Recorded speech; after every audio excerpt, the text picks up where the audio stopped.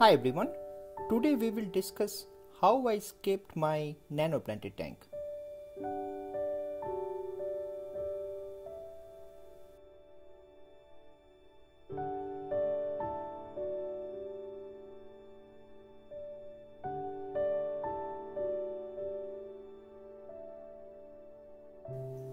This is my 10-gallon rimless aquascaped epiphyte dominated planted tank.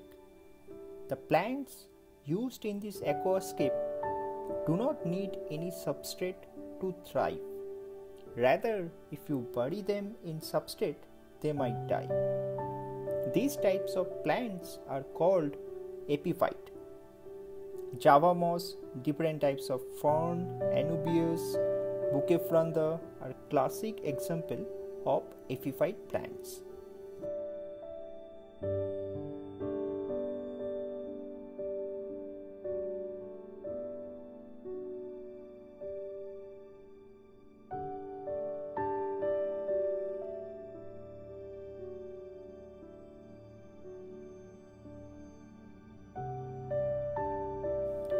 My nano aquascape required trimming once in 3 weeks.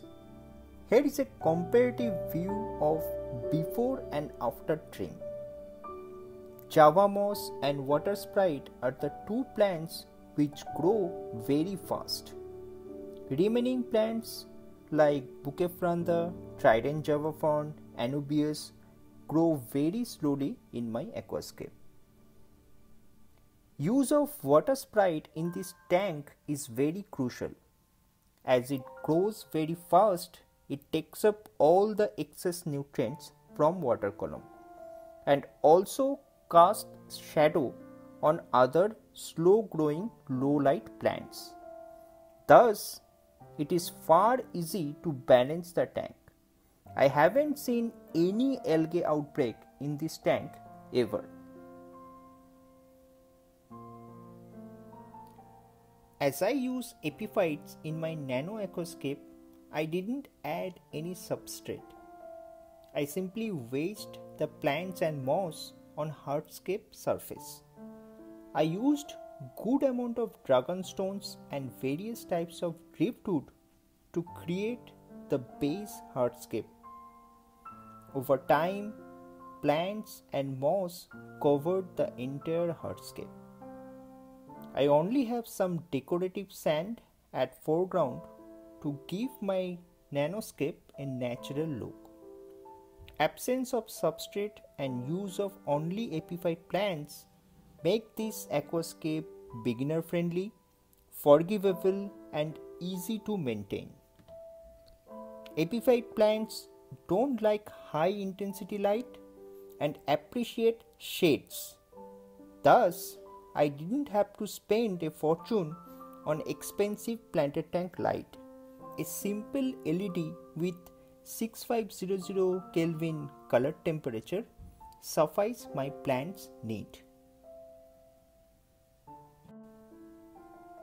Now it's time to explain my aquascaping attempt.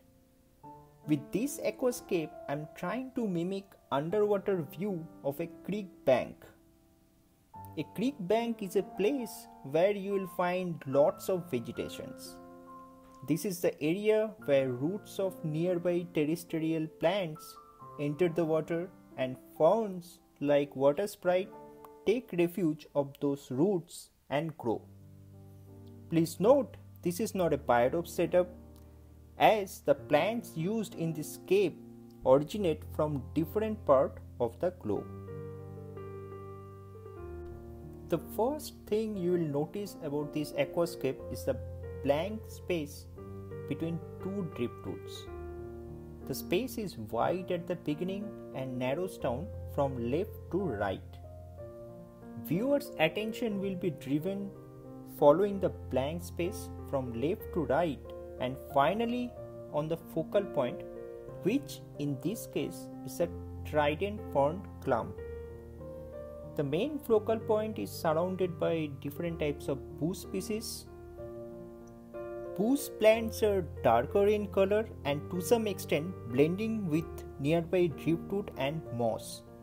As a result, trident ferns are popping up with their olive green colored leaves.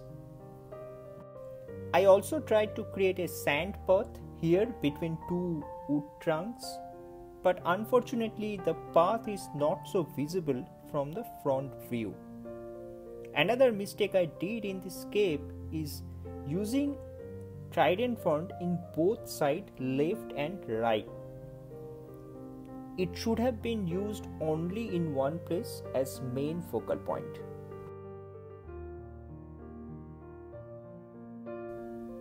Irrespective of above mentioned mistakes, I am very happy with the final outcome.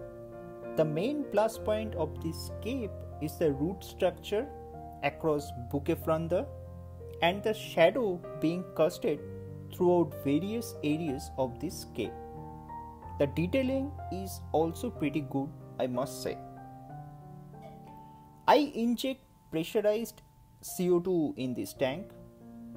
I have observed that it is far easier to balance a planted tank if we use CO2. A steady source of CO2 or carbon dioxide promotes plants' growth and provides lush green look. I always advocate using pressurized CO2 in planted tanks. If you don't want to invest in pressurized CO2, then we'll suggest you to consider DIY CO2 by using citric acid and baking soda.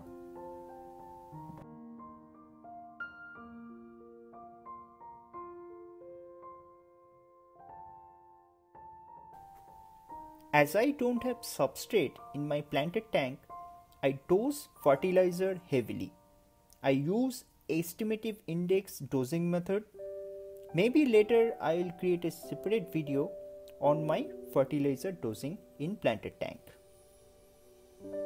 The current issue I have in this tank is related to the fauna. I added 6 white cloud mountain minnows in this tank 2 months ago. As of today, only 2 made it. Remaining all jumped out of the tank and died. With such disaster happened, why it happened, it is explained in a separate video of mine. I'll share the link of that video for your reference. I'm planning to restock this tank with a different fish type. Do let me know what you feel will be perfect fish choice for this cape.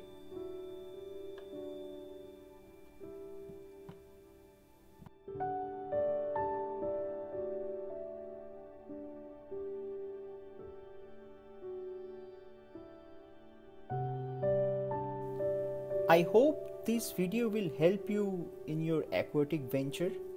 Please subscribe for similar content like this. Hope to see you in next video. Take care. Bye bye.